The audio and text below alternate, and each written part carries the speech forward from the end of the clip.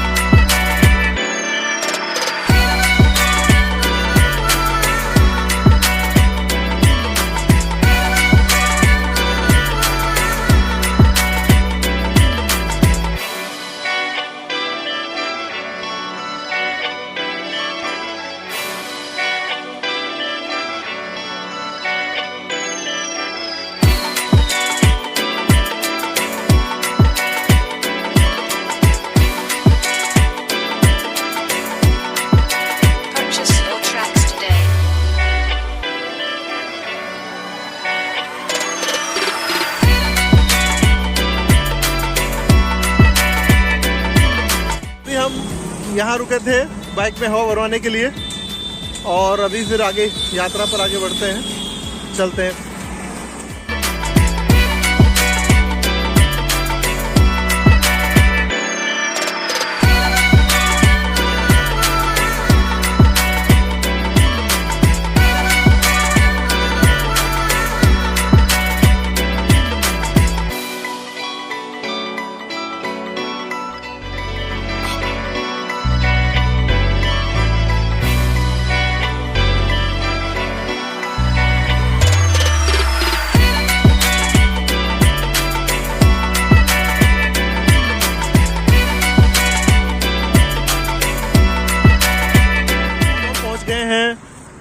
बेहट में, बेहट का प्राचीन नाम वृद्धहट हुआ करता था और जो चीनी यात्री यहाँ पर कभी आया था हुएनसांग, सुरुग्न से बढ़कर वो वृद्धहट ही आया था और वृद्धहट से मायापुर, जो वर्तमान में हरिद्वार है के नाम से जाना जाता है, मायापुर गया था।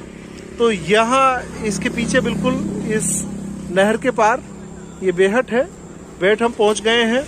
बेहट की ऐतिहासिकता का वर्णन कई प्राचीन ग्रंथों में मिलता है और इस नहर की खुदाई में बिल्कुल मेरे पीछे की ओर वो स्थान है जहाँ कोटले जो थे, जो नहर के इधर सुपरिटेंडेंट थे, उनको यहाँ पर सिक्के मिले थे प्राचीन।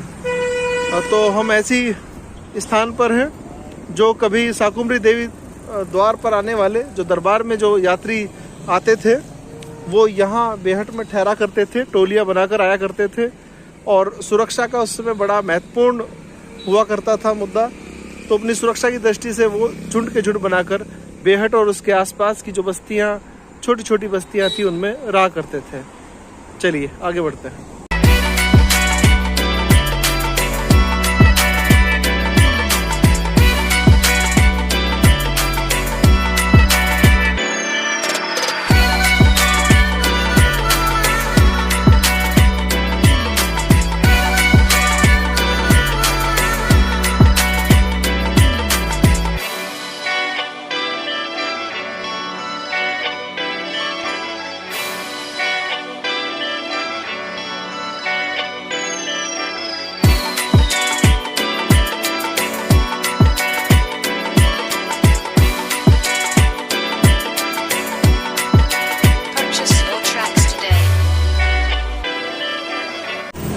अभी हम पहुंच चुके हैं भूरादेव महाराज के मंदिर पर और माना जाता है कि शाकुंभरी माता के दर्शन से पहले भूरादेव महाराज के दर्शन करने बहुत जरूरी हैं। और इस यात्रा पर आगे बढ़ते हैं। बताइए जरा।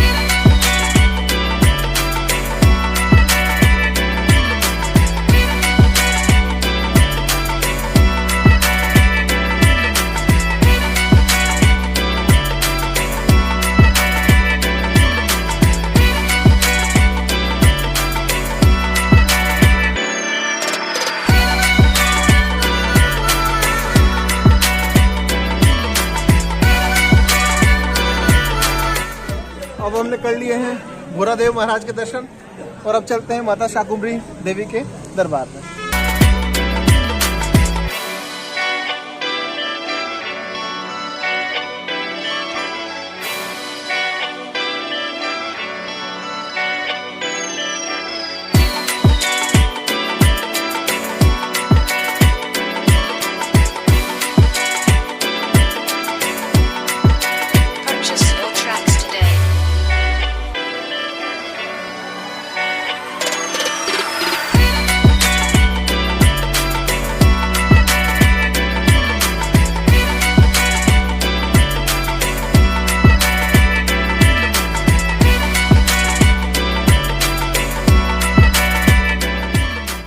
पहुंच गए हैं माता शाकुंभरी देवी के दरबार में।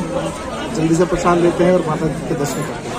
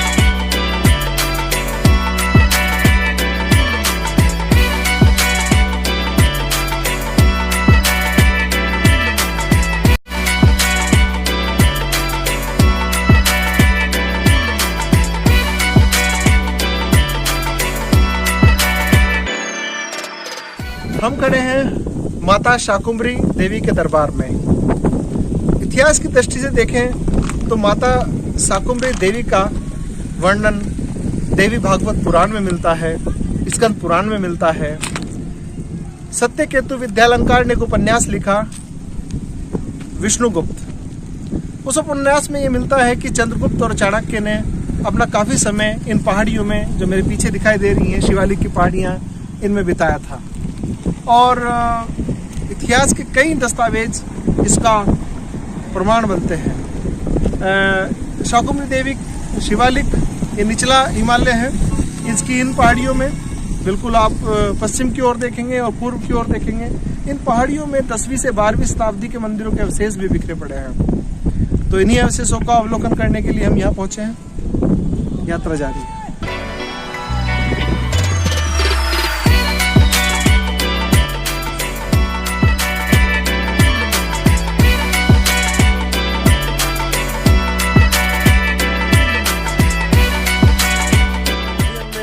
माता शाकुंभरी देवी के दर्शन किए और पूरे प्रांगण दरबार में घूमकर अब हम चल रहे हैं एक और प्राचीन स्थली पर, जहाँ एक प्राचीन शिव मंदिर है, विशाल शिवलिंग है और उस स्थान का एक विशेष महत्व है। उस महत्व को हम वहीं जाकर आपको बताएंगे। चलते हैं प्राचीन शिव मंदिर की ओर।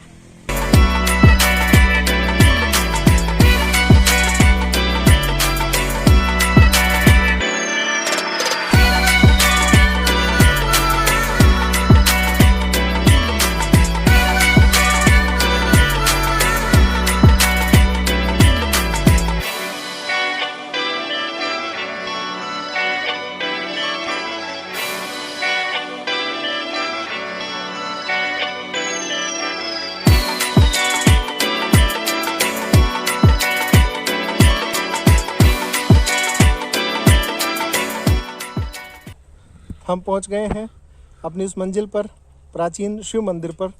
दर्शन करते हैं, भगवान शिव के चरणों में आपको भी दर्शन कराते हैं।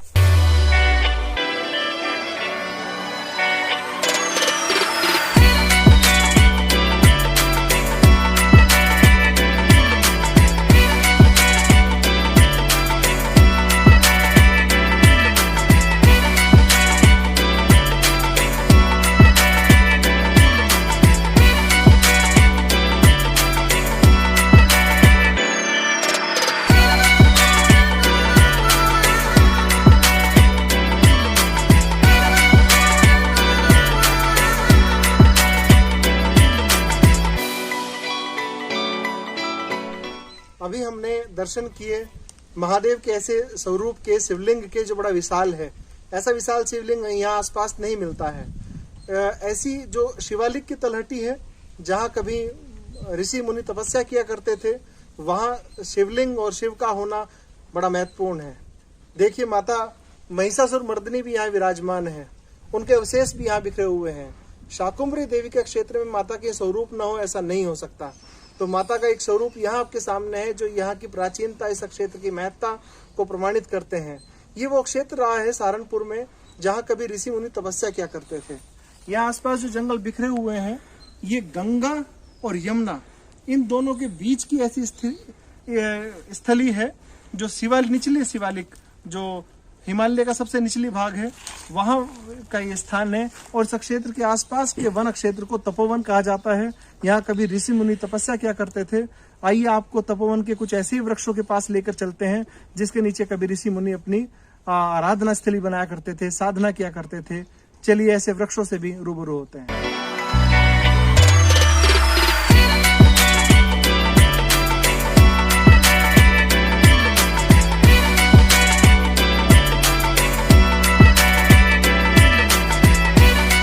हम खड़े हैं शाकुंभरी देवी की बड़कला रेंज में, जहाँ हमने दर्शन किए प्राचीन शिवलिंग के और प्राचीन महिषासुर मर्दिनी के दर्शन किए। और ये एक वृक्ष आपके सामने है, जो बरगद का है। बरगद को बड़ भी कहा जाता है। यहाँ ये क्षेत्र बड़कला बरगदों की विशेषता के कारण ही प्रसिद्ध हुआ। और यही वो क्षेत्र है जहाँ कभी ऋषि मुनि तपस्या किया करते थे। वो अपनी इन ऐसे विशाल वृक्षों के नीचे अपना स्थान बना करते थे और वो यहाँ पूजा करते थे। पीछे मंदिर होते थे, यहीं से उनको प्राकृतिक रूप से पानी की उपलब्धता रहती थी। और चारों तरफ जंगलों के बीच में बिल्कुल नितांत एकांत में वो अपनी धुनी रमाया करते थे। लेकिन विडंबना है कि जब आक्रमणों की त्रासदी ने इस देश को पूरा आक्रांत किया, तो शिवालिक की यह जो दहली थी, संस्कृति की दहली थी, गंगा यमुना के बीच की भूमि थी, उसको भी नुकसान पहुंचा और यहाँ से सब चीजें खत्म हो गई। लेकिन ये गवाह हैं, ये वृक्ष उस इतिहास के जो समेटे हुए हैं। बहुत सारी अनसुनी अनकही कहानियां हम प्रयास करते रहेंगे कुछ ऐसी ही कहानियों को टटोलने का, और लेकर चलते रहेंगे आपको अंतहीन सांस्कृतिक ऐतिहासिक यात्राओं पर। धन्यवाद।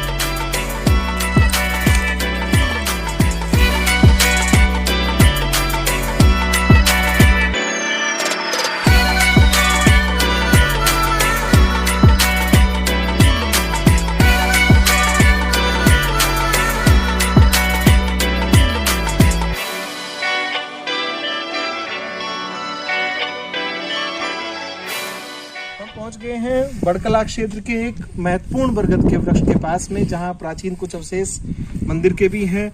और ये वृक्ष है जो बरगद का आपके समक्ष है। इस वृक्ष की विशेषता ये है कि कभी बहुत विशाल ये हुआ करता था और इसकी जो शाखाएं हैं और इसकी ये सब जितने भी वृक्ष इसके आसपास हैं, ये सभी इसकी शाखाओं से बने हैं। ये जब शाखाएं घूम के जाती थी, ऊपर आप देख सकते हैं, ऊपर से लटक के नीचे आए और नीचे फिर पेड़ तैयार हो गए। ये शाखाओं से तैयार हुए वृक्ष हैं, जो मेरे बाईं ओर भी हैं और दाईं ओर भी आप देख सकते हैं। ये दाईं ओर जो वृक्ष आप देख रहे हैं, ऊपर वो कटा हुआ वृक्ष का टहना है, जो इसी वृक्ष से होकर वहां तक आया है। ये पूरे वृक्ष की पूरी जटाएं करीब 1 बीघा क्षेत्र में को फैली हुई है। तो ये बड़कला क्षेत्र, जहाँ बरगद की पुरातनता का एक बड़ा महत्वपूर्ण स्थल है। विशाल वृक्ष आप देख सकते हैं, ये भी एक जड़ है जो ऊपर से आई थी कभी, ये भी एक जड़ से बना है, यहाँ भी जड़ निकली हुई है। और फिर इस जो पूरा टहना जब गिरा तो इसकी देखिए जड़ें यहाँ निकली हैं, ये 4, ये फिर 5, ये 6 और आगे बढ़ते हैं हम इसी पेड़ का जो विशाल हिस्सा है, इस पे आगे बढ़ते हैं हम। ये देखिए, ये फिर एक वृक्ष का नया वृक्ष तैयार हो गया, फिर ये और फिर ये आगे, और ये श्रृंखला यूं ही बढ़ती जा रही है, और जिससे बहुत सारे इसके विशालता का पता चलता है। यही हमारी धरोहर है, यही हमारी संस्कृति है।